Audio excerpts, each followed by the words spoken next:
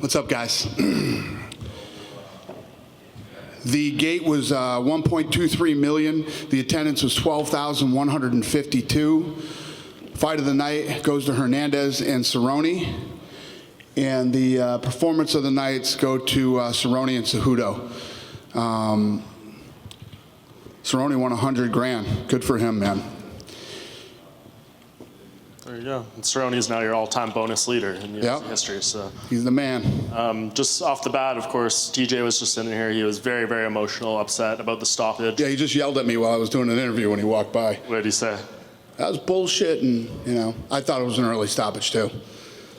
So listen, you got two of the best guys in the world, two world champions, in a super fight. Let them fight. Let them fight. Let them finish. And I'm not taking anything away from Cejudo, because the fight went 20 seconds and Cejudo busted him up. I'm sure when you saw him sitting here, it looks like he was in a 3-round fight. But Jesus Christ, let him fight. Horrible stoppage. So TJ said he wants to do the rematch at flyweight. Does that interest you at all? No, don't ask me. I don't know what I'm going to do. I don't know what I'm going to do. Just with these two fighters, or the flyweight division as a whole? Is it still, you said we'll see what happens. So. I said we'll see what happens. I didn't say I'd have an answer on Saturday. Okay, fair enough. And, controversy in the co-main event as well with Greg Hardy. What did you just think about the ending there and everything that unfolded? So, when somebody comes in to the UFC, especially when they're famous, first thing I always want to know is, can you really fight? Listen, when you're fighting in these smaller shows and you're knocking guys out left and right, it's great. When you get here, it's a whole nother ball game. And whether you look at Hardy or Lipsky, it's a different world when you get here, man. It's a whole different vibe. And one thing that I did learn about Hardy tonight, he can fight. He can fight. He's an athlete. Not only can he punch hard, but he can take a big punch. He got hit with some good shots tonight. His ground game, I think everybody thought if he got taken down to the ground, that was going to be the end of him. He got out of trouble in the ground several times, and he learned a lot tonight. So we'll see where he goes from here. So he has a future in the UFC for sure. Yeah, he'll get another fight. He made a really big rookie mistake, and it cost him an L tonight. So it ruined his perfect record. And I mentioned Cerrone off the top. Sensational performance by him, coming back down to lightweight, extends his record for most wins, finishes, all that stuff. Yep. He said he wants to fight Conor McGregor next. I'm sure you saw Conor's tweet saying, great performance, I'll fight you. Yeah. Is that a possible matchup? Yeah, I mean, anything's possible. I mean, if those guys want that and the fans want to see it, that's what I do. Cerrone said he would go to Ireland to fight him. Are the days of Conor fighting in Ireland over, or is that a possibility? That's awesome. I didn't know that. That's funny. I don't know. We'll see what happens. Obviously, don't run out there and say that's the fight I'm making. I don't know what I'm going to do, but I like the fact that two of these guys that are complete dogs and fight anybody, willing to fight anybody, want to fight each other. That's fun. And just last thing from me, obviously the big debut tonight on ESPN. What was the feedback you got? I saw some stuff on Twitter, some people saying their feed was perfect, some people had stuff stalling, dropping out. What was the perception you got? The feedback that we got, that there weren't a lot of issues, and of course there's going to be issues. You don't know what the deal is. Do people have the right internet, or who knows? But there wasn't a lot of that, so that's a good thing, and that's only going to get better. But we murdered it tonight. It was by far the biggest event ESPN Plus has ever done by a long shot. We killed it tonight. When I tell you we beat expectations, we murdered expectations. So the ESPN guys are really pumped. We're really pumped, and it was a really big night for all of us. You mentioned Conor. Well, we mentioned Conor and Cowboy, but is there any update on what Conor's deal is with Vegas, him and Khabib? Yeah, I mean that's still looming over our heads. That thing has to happen, and once we figure out suspensions and fines and all this other stuff, then we can start running our business again with these guys.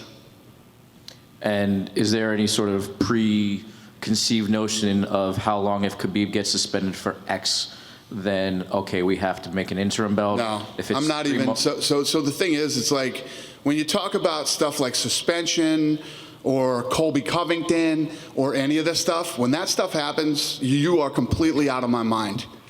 You're on the shelf. I don't even think about you again. I'm thinking about the guys that are actually still, can work and can do all this other stuff. So completely out of my mind. When they get their sentences and whatever happens to them, then we'll start making decisions on what the future is for those two guys. Any criticism for the New York State Athletic Commission for the for the referee assignment in the main event? I don't love it when, they have local guys in main events, especially a fight this important between, a super fight between two world champions. Please, please, please, commissions, put the experienced guys in there. Give the guys with the most experience, because all you do is you hurt the fighters and you hurt the fans. And your job is to do the exact opposite. You know what I mean? So, yeah, I don't love it. Honestly, I don't love it.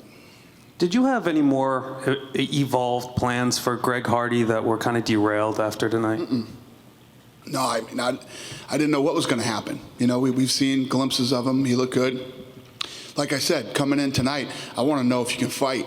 And it's no difference between Hardy or Lipsky, who's on a 9-fight win streak and was a world champion in another organization. I want to see if you can fight. I don't really know what you can do until I see you here. I've seen you in these other places, but I want to see you here. What can you do here? And let me tell you what, love him or hate him, that dude can fight. And he took some big shots on the chin tonight, too. He's got a chin. He's athletic. Stuffed a couple takedowns. Got in trouble on the ground and got out of it. We saw a lot of different things from him tonight, which is what I wanted to see. And no matter who you are, when you come in here, I throw the kitchen sink at you. There's no layups here in the UFC. You mentioned Lipsky. How impressed were you by JoJo and her comeback here, and how far away do you think she is from being a legit title contender? Well, Lipsky, coming off a 9-fight win streak, world champion in other organizations, tons of hype behind her, and we put her in with a crafty, nasty veteran. And she came out and she looked awesome tonight. I mean, JoJo looked incredible. She fought the perfect fight. Dana, what was your thoughts on Gregor Gillespie's performance tonight? Yeah, looked good. It was a good fight. Yeah. What do you do with a guy like him? He's got 5 straight finishes. Never seems to want to call anybody out. Always says, I'm going to take it, slow and steady and work my way up the ladder. What do you do with a guy like that? Yeah, there's all different types here. There's the guys who make a lot of noise and girls who make a lot of noise, and then there's the guys that go like that. I'm cool with taking it one step at a time and seeing what happens. Dana, I know you said you don't really know exactly what you want to do with Cejudo and Dillashaw, because there's 2 different weight classes, that sort of thing. But with the way things ended tonight, do you believe a rematch between them is the right next move? I don't know yet.